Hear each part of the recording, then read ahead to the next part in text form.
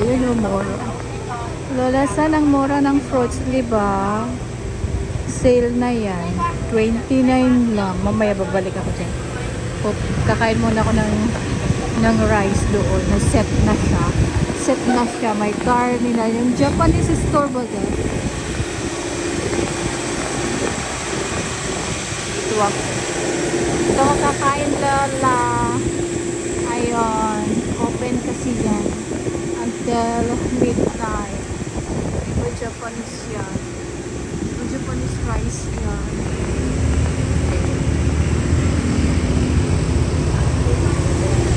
Ayan.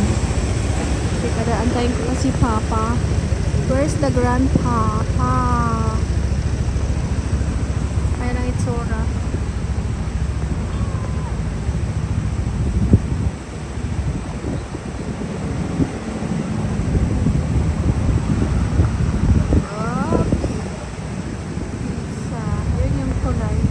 Patulay ni May.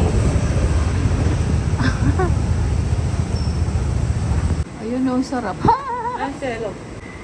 Kakain tayo dito. Ayun. Parang gusto ko yan. Sabaw. So, let's kain sa Japanese shop. Japanese. Japanese ba ito? Oy, oh, takoyaki. Takoyaki nga ni Lola. Diba? Wait natin.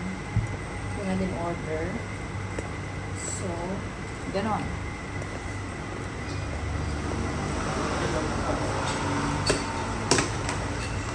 Diba? Ayun, nag-pay na. Ayan, kakain na po tayo, Lola. Mag-ita ko ng rice tonight. Ayan. Ito ba yung na-order natin? Nakalimutan niya na dine-in ako. Tinapaw niya. Lunchbox niya. Ayan. Yan. May rice na siya na may baboy. Gusto ko kasing lasa nito kasi parang siyang adobo. Tapos may radish. Yung kinakain mo, Lola. Healthy. Sarap. Try natin. Sarap.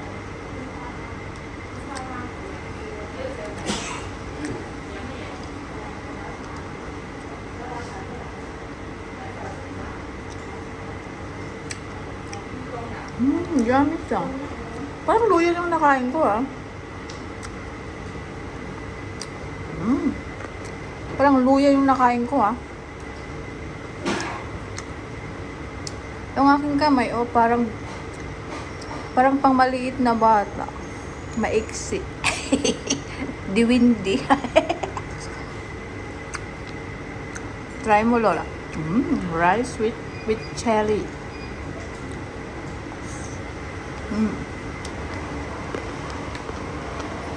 Sarap. Ma-feel ang pagiging crunchy ng ingredients niya. Ayan yung aking daliri, oh. Parang pang dawindi. Let's kain.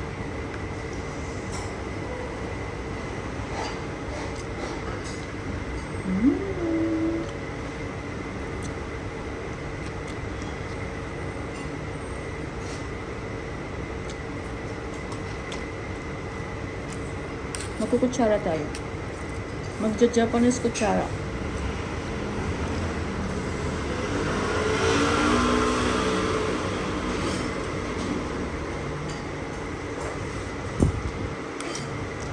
Sarap. Yummy naman.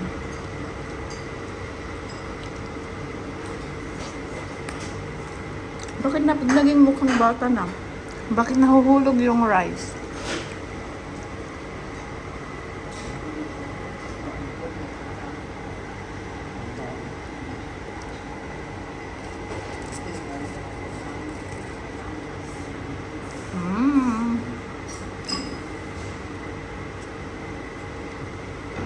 Actually, adobo lang talaga ito. Inartihan lang ng pangalan. Kasi lasang adobo lang talaga siya.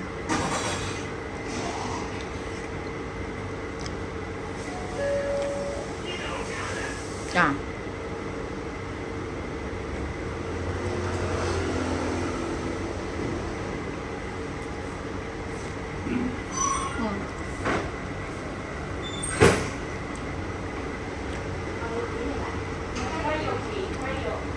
Ayan, set na siya. Ganyan. Tapos pwede ka umorder ng ganyan. Sarap. Diba? One set na yon.